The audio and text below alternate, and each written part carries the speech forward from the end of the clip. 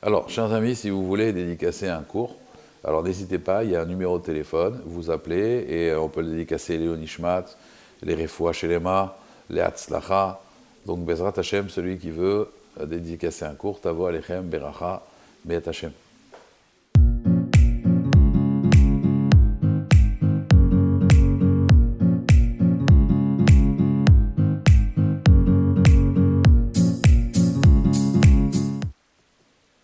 Parashat Pekoudé, Ele Pekoudé à Mishkan, Mishkan Haedut. Donc voici les contes du Mishkan.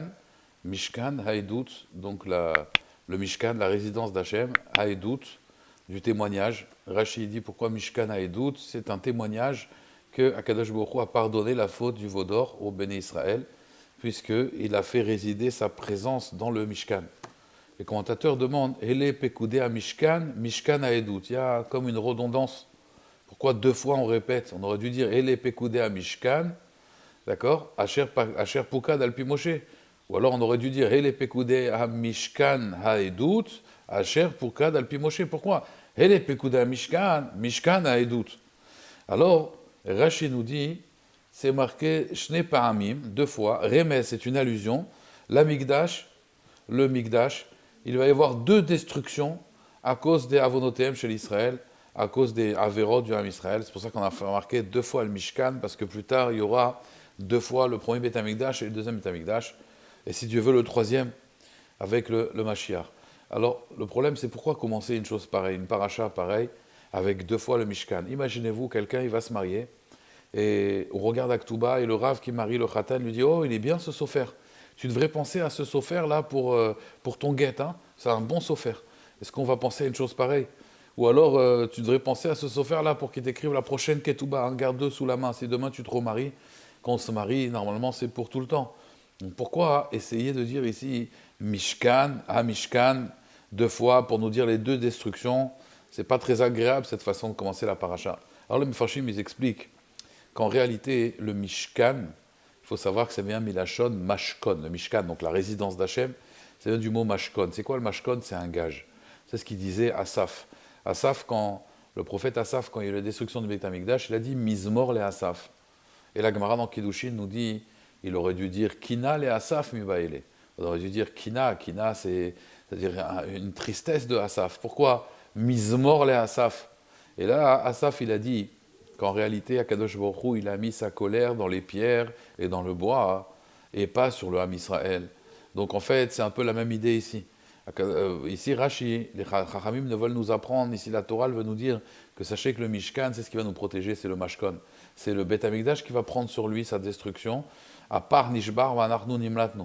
Le Beth Amikdash, il est détruit, mais nous, on a été sauvés. Donc déjà, il faut comprendre que le Yesod du Mishkan, c'est une protection pour l'âme Israël, c'est un Mashkon, c'est comme on donne un gage. Quand quelqu'un, il prend une dette, alors si je ne paye pas ma dette, alors on prendra le gage à la place de la dette, et moi, on me laissera tranquille. Donc le Mishkan, c'est la même chose en réalité.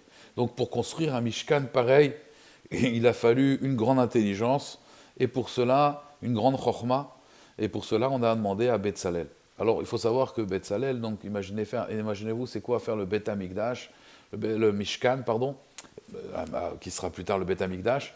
L'idée du Mishkan, c'est vraiment faire une résidence pour Akadosh Baruch Hu sur terre, et il faut savoir que ce qui se passe sur terre, c'est un reflet de ce qui se passe là-haut.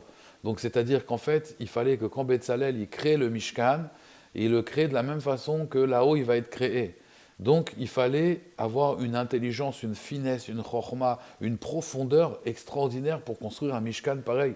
Et Betzalel, on sait qu'il savait exactement comment Akadosh Baruch Hu, il savait être Metzaref Leotiot, les lettres avec lesquelles Akadosh Baruch Hu, donc Betzalel ben Uri ben Hur, les Maté Yehuda, Betzalel, il savait exactement avec quelles lettres Akadosh Baruch Hu il a créé le monde.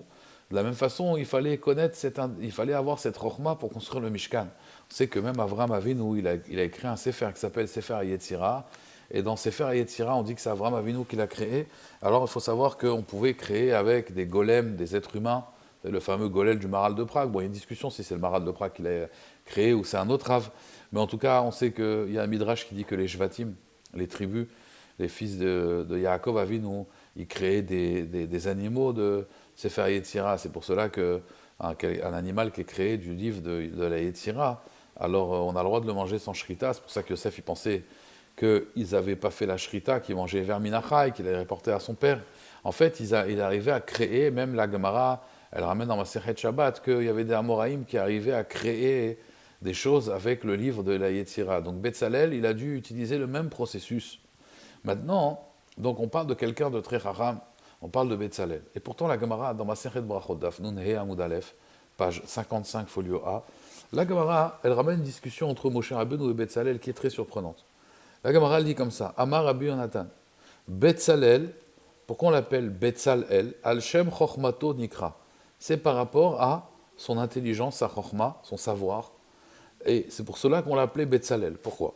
Besha, Shamarlo Akadosh Baruch Hu le Moshe, au moment où Akadosh Baruch Hu il a dit à Moshe, Lech va, et morlo le Betzalel, va dire à Betzalel, Asali Mishkan, fais-moi un Mishkan, une résidence, Aaron, le Aaron, où il y aura les luchot, Vekelim, et les ustensiles du temple, le shulchan, la menorah, le misbéach. Alach Moshe, il est parti Moshe dire à Betzalel, Ve'afar, mais il a dit le contraire. Il lui a dit d'abord, fais-moi le Aaron et les Kelim, et après il lui a dit, fais-moi le Mishkan. Ve'amarlo, assez Aaron, Vekelim, Ve'mishkan. Or, Akadosh Baruch Hu avait dit à Moshe, d'abord Mishkan, Aaron, Vekelim. Amarlo, Moshe Rabbeinu, Amarlo, il lui a dit, donc Betzalel, il a dit à Moshe Rabbeinu, Amarlo, Moshe Rabbeinu, Moshe mon maître, Minago shel olam, Minago shel olam, donc Betzalel, il dit à Moshe Rabbeinu, l'habitude du monde. Adam boné baït, un homme d'abord il construit une maison, Vacharkar machnis letocho kelim, et après il rentre à l'intérieur des kelim. Il construit une maison, il y a une maison, et après, une fois qu'il a vu sa maison, alors il va commander un canapé d'angle, il va peut-être faire une cuisine américaine, mais d'abord il a besoin de savoir la surface de la maison, la contenance. Et après il rentre les kelim. Vata, Omer, mais toi tu dis, Asali Aaron vekelim ou Mishkan. Toi tu me dis d'abord de faire le Aaron, les ustensiles, et après le Mishkan. Kelim, Shani, Ose, donc les ustensiles que je fais, les Echan, Echnisam, où je vais les rentrer ces kelim. D'accord? Si tu me demandes d'abord de faire les kelim, et peut-être que la taille du Mishkan, je ne pourrais pas les rentrer. Shema, il lui a dit, car Amar Lecha Kadosh Baruch Hu, peut-être ainsi t'a dit Hachem. Assez Mishkan, d'abord fais un Mishkan, et une fois qu'il y a le Mishkan, alors tu fais le Aaron, les kelim. Amarlo, alors Moshe Rabbeinu, il lui dit, oh, Shema Betzel, El, peut-être que tu étais Betzel, Betzel c'est l'ombre, El d'Hachem. Donc Betzel El Haïta, peut-être tu étais à l'ombre d'Hachem, Veyadata, et tu as su. Donc, de là, on voit une discussion qui est très surprenante. Moshe Rabbeinu, il vient, il lui dit, fais le Aaron, les Kelim, et après le Mishkan. Et la Betzalel, il lui dit, non, il faudrait mieux faire d'abord, ce serait plus intelligent de faire le Mishkan, donc la résidence, et après les meubles. Ah, il lui dit, ouh, tu es intelligent, toi, tu étais à l'ombre d'Hachem. On a besoin d'être à l'ombre d'Hachem pour comprendre une chose aussi simple. Et la Gemara, elle continue, Amarav Yuda Amarav, Yodea ya Betzalel et Tsaref otiot shenivreu bahem shamayim va'aretz. Et la Gemara nous dit que Betzalel, c'était pas n'importe qui, il savait associer les lettres, les Tsaref otiot, associer les lettres shenivreu bahem shamayim va'aretz. Ktiv achai a marqué va'imale oto ruach elokim bechochma bedvuna ou beda'at. Hachem il a rempli de chochma, de dvuna, ça veut dire de... Ils savaient faire la différence entre chaque chose, la vin davar, mitor davar, ou beda'at, donc de la connaissance, du savoir, de l'intelligence, toutes sortes de... Ces trois sources de chokhmah, du discernement, la dvuna, c'est plus la bina, c'est discerner les choses, le da'at, c'est mettre en pratique, au ktivatam, Hachem, il y a marqué dans la création du monde, bechokhmah yesad haaretz, konen shamayim bedvuna, Hachem il a créé le ciel et la terre avec la chokhmah, la dvuna, ou beda'at te'omot nifkaou. Et on sait qu'avec le da'at aussi, il a fondé donc les te'omot. Donc les abîmes, donc tout ça encore une fois, on voit que Betzalel a une grande chokhmah. Moshe Rabbeinu n'a même pas besoin de parler de Moshe Rabbeinu. En Navi et Moshe, il n'y a pas quelqu'un, il n'y a pas un prophète plus grand que Moshe Rabbeinu. Moshe Rabbeinu, 40 jours et 40 nuits, il va ni boire ni manger, il va recevoir la Torah. Donc on parle ici de deux sommités, c'est des sommités. Des géants, c'est plus que des géants. Il faut bien comprendre une chose, c'est que quand on lit la Torah, il faut bien comprendre que Moshe Rabbeinu, un homme qui est 40 jours et 40 nuits, la Torah nous dit qu'il a été chercher la Torah. La Torah nous dit qu'il n'y a pas plus humble que Moshe Rabbeinu, donc il n'y a jamais eu de personne aussi humble que Moshe. Anav Meod Mikol Adam, on parle de géant. Et quand la Torah nous dit, tu sais, Betzalel, c'est... Et la Gemara nous en parle de Betzalel, donc on parle de deux sommités. Et pourtant, quand on voit deux montagnes qui discutent, alors nous les petits, on ne comprend pas vraiment leur discussion. Ça a l'air d'être une discussion tellement simple. Moshe, il vient, il lui dit, d'abord tu fais les kelim et après la maison. Hein. Donc imaginez-vous, on va ramener ça à notre niveau. Donc je construis une maison, lui il achète déjà les meubles. Alors fais-moi les meubles et après tu me fais la maison. Et l'autre il vient, non, écoute, il vaudrait mieux faire d'abord la maison et après je vais rentrer les meubles. Ah oui, tu étais dans l'ombre d'Hachem. Donc on va essayer de comprendre un petit peu cette Gemara-là. Qu'est-ce qu'elle veut nous dire, qu'est-ce qu'elle veut nous apprendre. Alors, l'idée qu'ils disent les Koubalim, c'est qu'en vérité, il faut savoir qu'il y a deux façons de recevoir l'intelligence, la Chokhma, la Torah. C'est, nous, chez nous, on dit, la Torah, elle est l'eau bashamaimi, elle est ba'aret. C'est-à-dire qu'en réalité, il y a le chemin à partir de, comme on dit, emet, me'eretz titzmach. La vérité, elle va pousser de la terre. C'est-à-dire de bas en haut. Et il y a un principe, vous savez, qui s'appelle Ma'alim Bakodesh Velo Moridim. Ça veut dire qu'on va toujours monter dans la Gdusha, d'accord, et on ne va pas descendre. Qu'est-ce qui est le plus kadosh? Les Mefarshim, ils disent, c'est les kelim du Beth Amikdash. Les kelim du Beth Amikdash, c'est les choses les plus kadosh. Mais après, il faut un décor, il faut le Mishkan. Donc, en vérité, Betzalel, il dit non, il faut faire d'abord le Mishkan parce que Ma'alim Bakodesh Velo Moridim, donc d'abord le Mishkan qui est moins kadosh, et ensuite on va faire les kelim qui sont plus kadosh, on va dire. Le but, c'est vrai que c'est les kelim, c'est le tachlit, c'est le but, mais d'abord on est obligé d'installer ce qu'on appelle une misgeret, ça veut dire on est obligé d'installer les choses. Donc on va de bas en haut, c'est comme dans Hanouka, Beth Hillel, il dit le premier jour une bougie, le deuxième jour 2, 3, 4, 5, 6. Ma'alim Bakodesh Velo Moridim. Beth Shammai, dans Hanouka, ils disent non. Ils disent d'abord 8, après 7, après 6. Pourtant, il y a un principe, Ma'alim Bakodesh Velo Moridim. Et là, l'idée, en vérité, est de leur marloquer entre Beth Shammai et Beth Hillel, c'est un peu ici la même idée. Beth Shammai, on sait que c'est Shammai, c'est Shamaim. C'est la rigueur, c'est plus le ciel, Shamaim. Moshe Rabbeinu, c'est un peu la même chose. On sait très bien que, par exemple, Aaron, lui, il était Oev Shalom, Verodev Shalom. Tout le monde a pleuré à Aaron. Aaron, même, ils ont voulu faire le veau d'or, il les a accompagnés pour pas qu'ils tombent vraiment.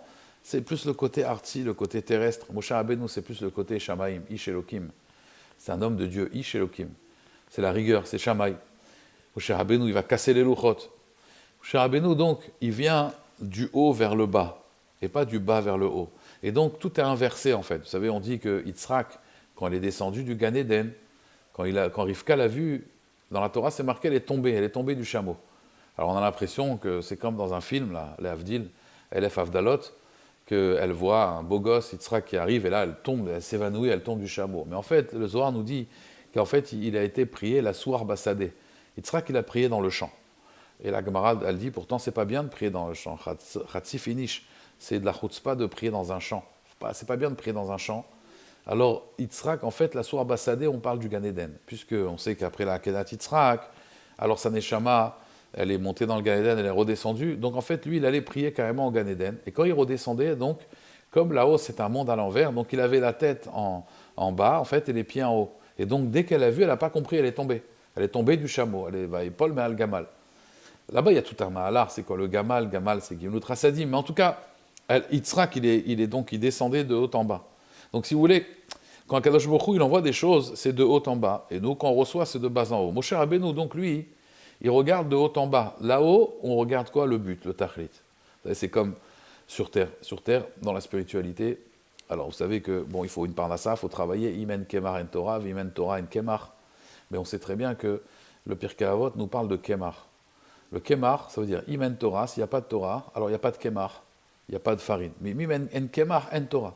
D'ailleurs, le Pirkei Avot, il commence Imen Kemar en Torah. S'il n'y a pas de farine, il n'y a pas de Torah. Et s'il n'y a pas de Torah, il n'y a pas de farine. C'est quoi la farine? Ça représente la parnassa. Alors, le Gaon de Vina, il demande pourquoi on n'a pas dit Imen Lechem en Torah. Pourquoi on n'a pas dit du pain? Alors, ils expliquent parce que le pain, c'est quelque chose déjà de accompli, de terminé. Et en fait, la parnassa, ça ne va pas être un but en soi. D'ailleurs, le mot parnassa, il y a business et parnassa. Parnassa, c'est kadosh. Parnassa, en réalité, c'est l'équilibre entre le kemar et la Torah. Parce qu'on sait que En Maïm et la Torah, donc la Torah qui représente l'eau, avec le Kemar, ça fait un pain. Là, on arrive à quelque chose de Shalem. Mais si on avait dit Imen Lechem En Torah, c'est-à-dire qu'en soi, la Parnassa, c'est un but. Alors on sait très bien que la Parnassa, c'est pas un but en soi. C'est qu'un moyen. Le but, c'est la Torah.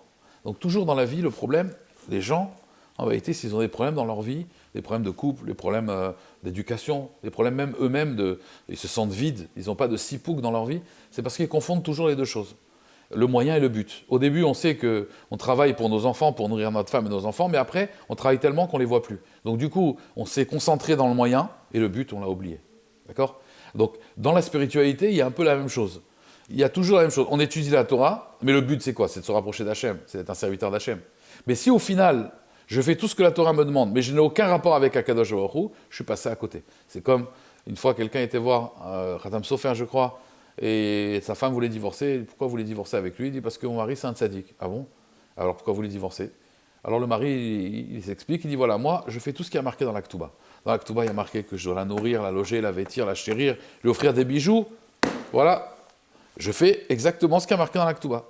Alors, qu'est-ce que vous le reprochez, madame ? Moi, il ne veut pas parler avec moi. Ah, il ne veut pas parler avec vous ? Non, il ne veut pas parler avec moi. Ah, il dit, c'est pas marqué dans l'Aktuba. Donc, si vous voulez, si on fait la Torah à la lettre, d'accord ? Mais on n'a pas compris le message de la Torah, le but de la Torah, étudier la Torah. C'est quoi le tachlit d'étudier la Torah ? C'est de se rapprocher d'Hachem, c'est de vivre avec Hachem. Or, si on fait juste qu'étudier la Torah, et on va mépriser tout le monde, et on ne va pas parler avec Akadosh Baruch Hu, on ne va pas avoir un rapport, un lien avec Hachem, alors le but, c'est le lien. Maintenant, comment arriver à ça ? Alors, on va étudier des textes, on va réfléchir sur la grandeur d'Hachem, sur la Torah, sur les mitzvot, on va les accomplir. Mais tout le but des mitzvot, tout le but de la Torah, c'est d'avoir un lien avec Hachem, d'avoir un kécher avec Akadosh Baruch Hu. Si on n'a pas ce lien avec Hachem, on est passé à côté, on n'est plus serviteur d'Hachem, on est des gens à la faculté qui étudient une science. Alors bien sûr, la Torah, le Nefesh HaChaim, il dit que bien sûr, la Torah en soi-même, étudier la Torah pour la Torah, c'est un côté lishma. Mais il ne faut pas oublier, encore une fois, que le but, c'est quand même servir à Kadosh Baruch Hu. Si on n'est pas Eved Hachem, si on ne comprend pas ça, alors on est passé à côté de tout. Donc si vous voulez, l'idée, c'est que Moshe Rabbeinu, il parle d'abord des Kelim. Parce que pour lui, c'est le but. Donc ça va passer en premier. D'abord, c'est le Haron, c'est faire les korbanot, c'est le Misbéar. Après, la Misgeret, ce qui est autour, bien sûr, il faut une maison. Mais ça, ça vient après. Betzalel, il dit non, Minago shel olam, Minago shel olam. Pourquoi il emploie Minago shel olam ? Mais on ne parle pas du olam, là, on parle d'un monde rouchani. Il dit oui, c'est un monde rouchani. La Torah, elle n'est pas bashamaim, elle est ba'aret. Minago shel olam, on va faire la spiritualité sur terre comme Minago shel olam, comme l'habitude du monde. Donc l'habitude du monde, c'est d'abord une maison. On a besoin de Kemar. Et d'ailleurs, Pirkei Avot, il commence, Imen Kemar en Torah. Pas Alechem, mais Kemar. Le Mishkan, c'est une petite résidence, c'est pas un palais. Mais on a besoin quand même d'une misgeret. Et d'ailleurs, le Khatam Sofer, il dit que c'est de là que vient la marloquette, dans la Gemara, dans Masechet Kiddushin aussi, à savoir, en fait, qu'est-ce qu'il faut d'abord, la Gemara, elle demande, est-ce qu'il faut d'abord épouser une femme et se marier, et se marier et étudier la Torah, ou alors d'abord étudier la Torah et après se marier. Alors il y avait les deux avis en fait. Bien sûr, après le mariage, il faut étudier la Torah. Mais on va dire, la Gemara elle dit, quelqu'un qui est marié et qui a des enfants, c'est déjà beaucoup plus difficile. Alors il doit étudier la Torah, ça c'est clair. Mais on va dire, l'intensité sera peut-être plus petite. Pourquoi ? Parce qu'il aura Ol Bat Savaro, il aura un Ol sur lui. Donc il y avait Asok Bat Torah, la Gemara elle dit. Il va prendre un joug sur lui, il va étudier la Torah. Alors la Gemara elle dit, il n'y a pas de marloquette en vérité. Alehan ve Aleu. Ça, c'est les gens d'Eretz Israël. Les gens d'Eretz Israël, ils étaient riches. Donc la Gemara, elle dit, comme ils étaient riches, ils pouvaient se marier, donc mettre la Gdusha et après étudier la Torah. Mais par contre, les gens de Babylonie, eux, ils étaient pauvres. Donc eux, d'abord, ils étudiaient beaucoup la Torah. Ils se mariaient plus tardivement. Pourquoi ? Parce que ça leur permettait au moins d'étudier au moins 5, 6 ans, d'accord, sans problème, on va dire, sans souci de parnassa. D'un autre côté, la Gemara, elle dit, quelqu'un qui ne se marie pas, il ne peut pas vivre dans la pureté. Il a des Rurim Avera, il a des mauvaises pensées, donc il est obligé de se marier aussi, parce que cette Torah, il va la rentrer où ? Il va la rentrer où ? Dans l'impureté, il va la rentrer cette Torah. Donc c'est un peu la même idée. Minago shel olam, l'habitude du monde. Il lui dit d'abord, je fais un mishkan. Pourquoi ? Je me marie, je construis une baït. Pourquoi ? Parce que c'est Kelim, la cette Torah, où je vais la rentrer. Il dit Khatam Sofer, les Khan Machnissan, Beirurim Raïm, dans des mauvaises pensées. Donc c'est un peu, on va dire, la même idée. Moshe Rabbeinu, il dit non, la Torah. Il y avait Ben Azaï, c'était que la Torah. Et c'est l'idée Shamaï, on va dire. L'idée d'abord la Torah. Et l'autre, il dit oui, mais Betzalel, il dit oui, mais la Torah, où je vais la rentrer? Donc en vérité, Moshe Rabbeinu lui dit Betzel-El Haïta, toi tu étais Betzel-El. C'est quoi le Tzel?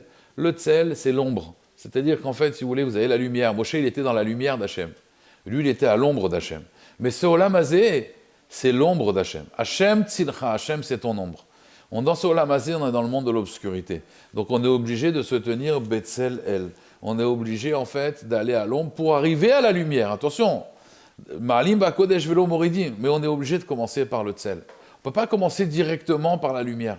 C'est comme quelqu'un qui va aller dans un mikvé brûlant ou froid. S'il va directement dans un mikvé froid, il y a un risque d'hydrocution. Il doit mettre 1 pied, 2 pieds, 3 pieds. Léat, Betzel, El. Minago shel olam. Il lui dit Betzalel, le minago shel olam. Et c'est comme ça en vérité, Yodea letzaref otiot, shnivahu bahem, shamaim va'aret. C'est-à-dire qu'en réalité, même la construction du monde, à Kadosh Baruch Hu, il y a ce qu'on appelle Shvirat HaKelim. Vous savez qu'Hachem, il a construit le monde, il a détruit, il a construit.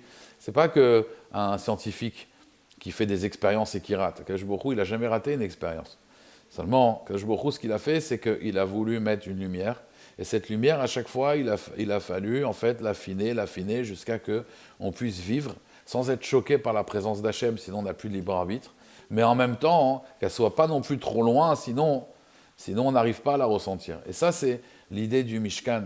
L'idée du Mishkan, c'est en fait qu'Akadosh Baruch Hu, il fasse résider sa présence divine, mais tout on va dire, en faisant Minago Shel Olam, parce que sinon, si on est trop les malam Minateva, on est trop au-dessus de la nature, alors c'est pas ça qu'Akadosh Baruch Hu, il attend de nous. Il nous a mis dans l'Olam Asiya. J'ai expliqué qu'il y avait Arba Olamot. Il y a Olam Atzilut, c'est le monde d'Hachem. Le Tzel, justement, Atzilut. Et Tzel Hachem, c'est aussi Etzel à côté. Il y a le monde de la Bria, c'est les Neshamot, des Tzadikim dans le Gan Eden. Il y a le monde de la Yetzira, le monde des anges, et le monde de la Asiya, c'est ce monde-là. Et Akadosh Baruch Hu, il nous a mis dans le monde de la Asiya, le monde le plus bas. Mais parce que quand c'est plus bas, et plus on est bas, et plus si on arrive à monter, alors le tikkun, la réparation, elle est extraordinaire. Plus quelqu'un, il est bas, il est tombé bas, et au contraire, plus il est tombé bas, plus au contraire. Ashochen yitan betor tumotam. Akadosh Baruch Hu, il réside avec nous, betor tumotam. Et donc, c'est ça l'idée du Mishkan. L'idée du Mishkan, c'est de prendre ça, justement, de prendre ce Minago Shel Olam et de faire monter, en fait, la Shrina. Ça, c'est le derer, même dans la Avodat Hashem d'un juif. On doit utiliser, on dit la même chose, Chanor Landar Alpidarko, un enfant, comment on l'éduque, c'est d'après son derer. On va prendre son derer, Minago Shel Olam, on va prendre le derer d'un enfant, et on va utiliser ce derer pour la Avodat Hashem. Un enfant, c'est pas un robot, on ne va pas maintenant décider comment l'enfant doit devenir. En fonction de ses kélim, nous, on va l'utiliser et minago shel olam. Avec ses habitudes à lui, on va faire monter la personne dans la spiritualité. Et ça, c'est l'idée de la Shat Ashrina. Si on veut que la Shrina, elle réside sur nous, Kadosh Baruch Hu, il n'aime pas les raccourcis. Malheureusement, aujourd'hui, on cherche des raccourcis, on va arriver directement à des niveaux extraordinaires. C'est étape par étape, minago shel olam. On ne peut pas brûler les étapes. D'abord, une misguérette. Une fois qu'on a une misguérette, on est marié, léat, on rajoute des étages, on rajoute des étages. Et ça, c'est l'idée en vérité ici du Mishkan. Et c'est ça qu'il lui a dit, Betzel El, tu étais à l'ombre d'Hachem. Il faut savoir monter, mais tout en mettant ce qu'on appelle un cadre. Voilà, une misguérette, c'est un cadre. Savoir mettre un cadre, et dans ce cadre-là, on va réussir à se rapprocher d'Akadosh Baruch Hu. Au début, on va être à l'ombre, et après, on va être à la lumière. Ça, c'est, on va dire, si vous voulez, l'idée du Mishkan. Alors, Tosfot, lui, il dit, Tosfot, dans Daf Nun He, il pose une question, il dit, pourtant, on a vu qu'Akadosh Baruch Hu, il a dit à Moshe Rabbeinu, d'abord de faire dans Parashat Trouma, d'abord le Aaron, et après le Mishkan. Dans Parashat Trouma, c'est marqué là-bas, le Aaron, et après le Mishkan. Alors, Tosfot, il répond, il dit, oui, mais dans Parashat Kitissa, c'est marqué le contraire. D'abord le Ohel Moed, et après le Aaron à Edout. Donc ça veut dire qu'en réalité, dans Kitissa, l'ordre il est inversé. Donc dans Parashat Trouma, l'ordre c'est quoi? Le Mishkan, le Aaron et après le Mishkan. Dans Parashat Kitissa, c'est le contraire. C'est d'abord le Mishkan et après le Aaron, donc comme Betzalel. Alors il répond le Maharsha qu'en vérité il n'y a pas de contradiction. Ce qui veut dire Tosfot c'est quoi? Dans Parashat Trouma, là-bas on parle de donner.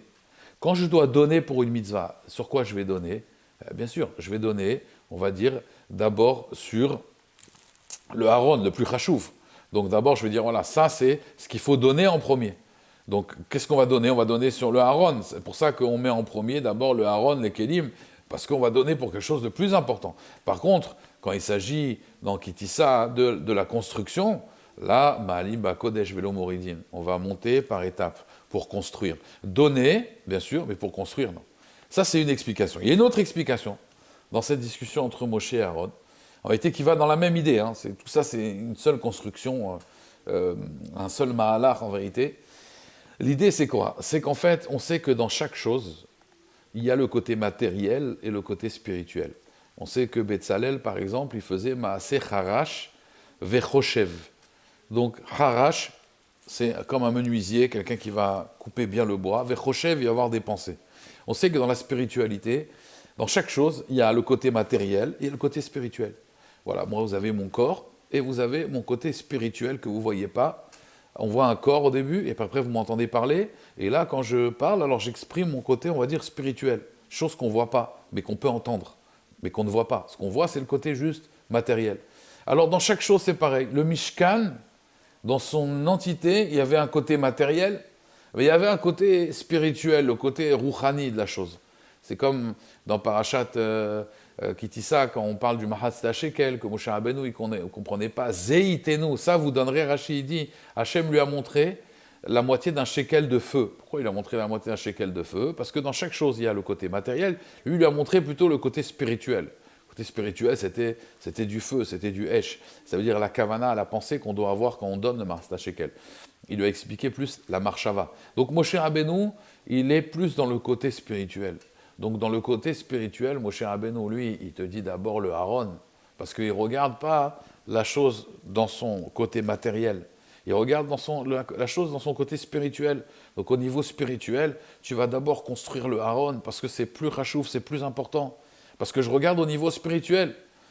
Et après le Mishkan, en dernier, le cadre, la Misgeret, qui est moins spirituel, on va dire. Il y a la maison, il y a le but, et puis il y a la famille. La chose la plus importante, c'est qu'il y a des discussions en famille, c'est vrai, mais pour ça, il faut une maison. Mais la maison, c'est un cas moyen, c'est pas un but. Donc, il regarde toujours, encore une fois, le côté spirituel. Betzalel lui dit non. Le côté spirituel, c'est vrai, mais là, on est Meminago chez l'Olam. Dans ce Olam Azé, c'est le contraire. D'abord, on regarde plus le côté matériel, et petit à petit, on va arriver à ce côté spirituel. Bien sûr, on ne se perd pas dans le moyen et le but, mais on est dans un Olam Azé, on a besoin de boire, on a besoin de dormir. Moshe Rabbeinu, lui, il n'a pas bu, il n'a pas dormi pendant 40 jours, il est complètement dans la spiritualité, son visage, il n'a même plus de visage, Keren Or, Alpanav. Et Rashi nous dit dans Maseret Nida, Keren, c'est la corne. C'est quoi la corne? Dans les animaux, vous avez des cornes, ce qui ressort. Lui, donc Keren, c'est une corne. C'est quelque chose qui ressort chez les animaux. La corne des animaux, la corne des taureaux, les cornes des taureaux. Lui, Moshe Rabbeinu, son visage, il est Keren Or, c'est une lumière, mais qui est comme un Keren, comme une corne. Ça veut dire qu'il va être bolette, si vous voulez, qui va ressortir. Donc Moshe Rabbeinu, il est obligé de se mettre un masvé, de se mettre un masque, tellement que son visage, il est spirituel. Donc Moshe Rabbeinu, il est complètement dans le olam spirituel, dans le monde spirituel, dans le monde de la bria. Et donc Moshe Rabbeinu ne comprend plus, en fait, Minago shel olam, Betzalel, non, Betzalel, il est resté ici, Betzalel. Alors il lui dit, toi, tu étais Betzalel. Toi, tu as bien compris, en vérité, ce qu'Akadosh Baruch Hu, il a voulu. L'ordre, il vient de haut en bas, mais lui, après, il doit l'accepter de bas en haut pour faire la connexion. C'est justement pour faire la connexion. On va prendre cette matérialité du bas, et on va faire une bracha, et on va faire monter les nitzotsos de Kedusha. Mais on va prendre quelque chose de matériel, et on va faire la bracha. Et attention, si on ne mange pas ces bracha levatala, on aurait pu se dire, voilà, moi je vais faire une bracha Hachem. Donc je vais faire Sheakol sur un verre d'eau. Mais je ne vais pas le boire. Pourquoi je ne vais pas le boire? Parce que moi, ce qui m'intéresse, c'est élever les nitzotsos de Gdusha, les étincelles de sainteté qu'il y a dans la matière. Donc pourquoi boire? Non. Pour faire monter ces nitzotsos, pour faire la bracha, c'est vrai. Mais si je ne bois pas, je ne peux pas faire élever la matière. Si je ne mange pas ces bracha levatala, pourquoi? Parce qu'il faut que je puisse manger pour ça.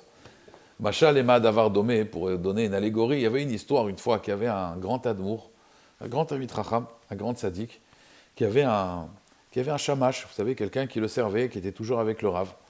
Et alors, ce shamash qu'il avait, ce serviteur, il était aussi Talmid Chacham, et aussi tzaddik, et peut-être plus grand que le Rav. Alors un jour, il lui a posé une question naïvement, il lui a dit au Rav, écoutez, je ne comprends pas, pourquoi c'est vous le Rav, et moi je suis l'élève? Pourquoi c'est pas le contraire? Pourquoi moi je suis aussi grand que vous en Torah? Alors le Rav, il lui a dit, pas de problème, je vais t'expliquer pourquoi. Amène 2 pommes. Il a amené 2 pommes. Il lui a dit, vas-y, fais la bracha.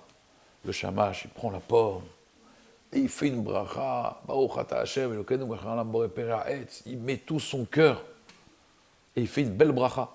Le Rav, pareil, il prend la pomme, et les mêmes kavanotes, il fait la bracha, et le Rav, quand ils ont terminé la pomme, le Rav, il dit à l'élève, tu as compris maintenant pourquoi c'est moi le Rav? Il lui a dit, non, j'ai pas compris. Vous m'avez demandé de manger une pomme, j'ai mangé une pomme, vous avez mangé une pomme, j'ai fait la bracha, vous avez fait la bracha. Le Rav, il a dit, mais moi, je vais te poser une question, pourquoi tu fais la bracha, toi? Il a dit, moi, je fais la bracha, parce que la Gemara, elle dit dans ma Sechet Brachot, dans le 6e Pérec, que Asur, la Adam, les notes, mina olam hazeh, bli bracha, on n'a pas le droit de profiter de ce monde sans bénédiction. Et tout celui, la Gemara dans la Moudbet, elle dit, et tout celui qui mange sans faire de bracha, c'est comme si qui volait à Kadosh Baruch Hu, et c'est comme si qui volait Knesset Israël. Rachid dit, parce que les fruits de la récolte vont être touchés si on ne fait pas les bénédictions. Donc on voit de là qu'on doit faire la bracha, c'est assourd de profiter de ce monde sans faire la bracha, et c'est grave. Alors le Rav, il lui a dit bravo. Il lui a dit donc, si je comprends bien, en fait, viens, on va synthétiser ce que tu dis. En fait, toi, tu manges, en vérité, tu fais la bracha pour pouvoir manger. C'est-à-dire que grâce à la bracha, tu as le droit de manger. Il lui a dit exactement. Il a dit, moi, c'est le contraire. Comment c'est le contraire? Il a dit, moi, je mange pour pouvoir faire la bracha. Ça veut dire qu'en soi, ce qui m'intéresse, c'est la bracha. Toi, la bracha, ça te permet de manger. Ça te donne l'autorisation de manger. Donc tu veux manger, c'est pour manger, il faut faire la bracha. Moi, c'est le contraire. Moi, en réalité, ce que je veux, c'est quoi? C'est faire une bracha à Hachem. Donc je fais la bracha à Hachem. Et c'est ça qui m'intéresse. Maintenant, je suis obligé de manger pour faire la bracha. Mais c'est pas manger qui m'intéresse, c'est faire la bracha. Bon, vous avez compris le niveau du Rav. C'est-à-dire que l'idée, en réalité, même d'après ce Rav, je suis quand même obligé de manger pour faire une bracha. Donc je suis quand même obligé de manger pour faire une bracha. Ça, c'est l'idée, on va dire, que je suis obligé quand même de passer par ce olam hazeh. Je suis obligé.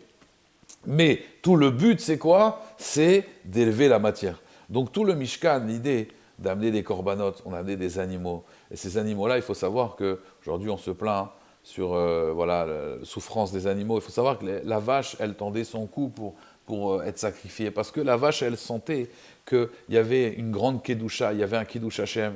La vache, elle sentait qu'elle allait s'élever en fait du monde animal dans un monde encore plus spirituel. Donc il faut savoir que l'idée du Mishkan, c'était de faire le lien entre la matérialité et le spirituel, c'était de prendre cette matière et de l'élever. Mais il faut savoir une chose, Rabotai, c'est que la matière ne demande que ça. Il faut savoir que les animaux, quand c'est pour être mangé par un tzaddik, ils demandent que ça d'avoir la shrita. Même la nature elle-même, elle demande qu'on l'élève. La nature nous demande que ça. Aujourd'hui, malheureusement, la nature, elle descend de plus en plus parce que les gens ne veulent pas élever cette matière. Mais le but de cette matière, il y a marqué que Ismechu Hashamayim vetagel haaretz. Quand on a reçu la Torah, la terre, elle s'est réjouie. Ismechu Hashamayim, les cieux se sont réjouis. Il faut savoir que le monde qui nous entoure ne demande qu'à s'élever, en fait. Et que l'homme est le vecteur du monde. L'homme, il a la possibilité d'élever la matière. Seulement, encore une fois, il y a deux façons d'élever la matière. Il y a la façon émette que Akadosh Baruch Hu, il a dit va voir Betzalel, parce que Betzalel, il a compris comment ça fonctionne. Betzalel, il a compris que Hashamayim, Shamayim Lashem, Ve'aretz Natan Nivne Adam. La Gemara, encore une fois, dans Brachot, elle dit Hashamayim, Shamayim Lashem, les cieux, c'est appartient à Hashem. Ve'aretz Natan Nivne Adam. Et la terre, elle a été donnée à l'homme. Mais la Gemara, elle dit pourtant, il y a marqué Haaretz Lashem Umloa. Il y a marqué que la terre entière, Haaretz Lashem Umloa. La terre entière, elle appartient à Kadosh Baruch Hu. Et la Gemara, elle dit Lokashia. Kan Kodem Bracha, Kan Leachar Bracha. La Gemara, elle dit avant la Bracha, la Hashem Haaretz Umloa. À Hashem, ça appartient à la terre, Umloa, et tout ce qui l'entoure, et tout ce qui la remplit. Après la Bracha, Va'aretz Natan Nivne Adam, la terre, elle a été donnée à l'homme. Une fois que j'ai fait la bracha, c'est pour moi. Mais pourquoi, Bémet, la terre, elle a été donnée pour l'homme? C'est pourquoi, en vérité? Pour la redonner à Shamaïm. C'est-à-dire, à Shamaïm, Shamaïm Lachem, les cieux, c'est pour Hachem.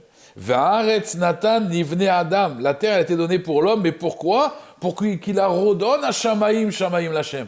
Pour qu'en réalité, ils prennent cette terre et la redonner à Kadosh Baruch Hu. Et d'ailleurs, c'est ce qu'on dit dans le Hallel. On dit, Enaim lahem velo yir'u. Ils ont des yeux, ils ne voient pas. Oznaim lahem velo yishma'u.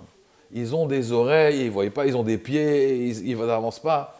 Et le Harizal, il dit, oui, tu sais pourquoi on a des yeux et on ne voit pas? Vous savez que Baba Saleh, il est arrivé à voir d'un bout à l'autre du monde. Une fois, il y avait un enfant qui était kidnappé, il a pris une carte, il a dit, voilà, cet enfant, il est là.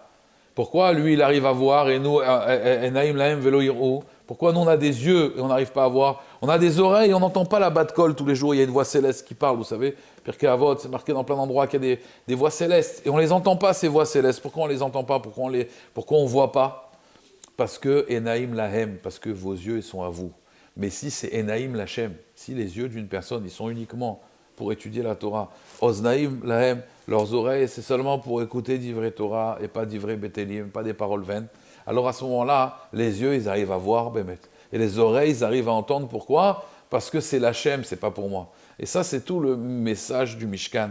Et c'est pour cela, quand on a commencé la paracha, le Mishkan, en vérité, c'est un mashkon, c'est un gage. Alors bien sûr, c'est un gage, si on se comporte mal, alors au moins Hachem, il va pas s'en prendre à nous, il va s'en prendre au Mishkan. Mais le but du Mishkan, Milachon, mashkon, en vérité, c'est pourquoi, en vérité, c'est pour justement que ce soit un gage, mais pas seulement un gage si on ne paye pas la dette, mais c'est un gage de garantie. Que grâce au Mishkan, normalement, si on arrive à se concentrer dans l'étude du Mishkan, et d'ailleurs c'est marqué qu'Avram Avinu, quand il a demandé Bame Eda qui Rachena, Bema Eda, comment je vais savoir que je vais hériter, comment peut-être mes enfants ils vont fauter, alors il lui a amené les corbanotes. Il a dit voilà, ils feront des corbanotes. Et donc les corbanotes, l'idée du korban, comme il dit le Maharal de Prague, c'est d'élever la matière vers Hachem, c'est de tout ramener à Hachem. Alors il a dit oui, mais Tinar, ça va bien, Bezman chez Beit HaMikdash Kayam, quand le Beit HaMikdash il sera là. Mais quand le Beit HaMikdash il sera pas là, alors il va être détruit, comment on va faire? Alors il lui dit, ils étudieront les halachot des corbanotes. Et à ce moment-là, je considère comme si ils avaient amené un korban. Parce que je vais étudier des Mishnayot qui parlent des sacrifices, alors c'est comme si j'ai amené un sacrifice. Et là, l'idée, en réalité, c'est comme on a expliqué, le côté matériel, c'est vrai, le Beit HaMikdash qui est là, ça c'est matière. Et d'ailleurs, quand ils l'ont détruit facilement, parce qu'Hachem, il a dit, vous avez écrasé de la farine. La farine, elle est déjà écrasée. En fait, l'idée, c'est de comprendre l'idée spirituelle qu'il y a dans le Mishkan. Le but du Mishkan, c'est de comprendre qu'il faut faire un lien entre ce monde et le monde supérieur. Comprendre, en vérité, qu'il y a un but, un juif, il vient dans ce Olam Hazé, c'est pour s'élever, c'est pour élever la matière. Et à la fin de sa vie, dit Rabbeinu Yonah, un homme, on va lui dire comme ça, quelqu'un qui a été toujours attiré vers la terre, il retournera à la terre. Quelqu'un que toute sa vie, au contraire, il voulait se rapprocher d'Hachem, il voulait tout élever vers Hachem. Alors, sa neshama, quand il va décéder, c'est comme, vous savez, elle va s'envoler. Elle va s'envoler parce qu'elle est légère, parce que toute sa vie, il voulait se rapprocher d'Hachem. Et tout celui que toute sa vie, c'était la terre, c'était métro, boulot, dodo, c'était je mange, je bois, je digère, je dors, je me réveille.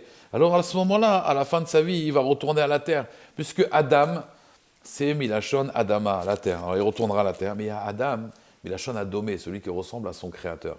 Et celui qui ressemble à son créateur, Adam, Milachon Adomé, donc il va vers Hachem. C'est Aleph Dam. Aleph, c'est, on avait dit, c'est 26, c'est Yud en haut, Yud en bas, Vav, Adam. Aleph Dam, il y a le Dam, qui est Adam ou Anefesh, le sang, c'est l'âme animale. Mais le Aleph, c'est justement le côté spirituel, c'est lui qui va diriger ce Dam.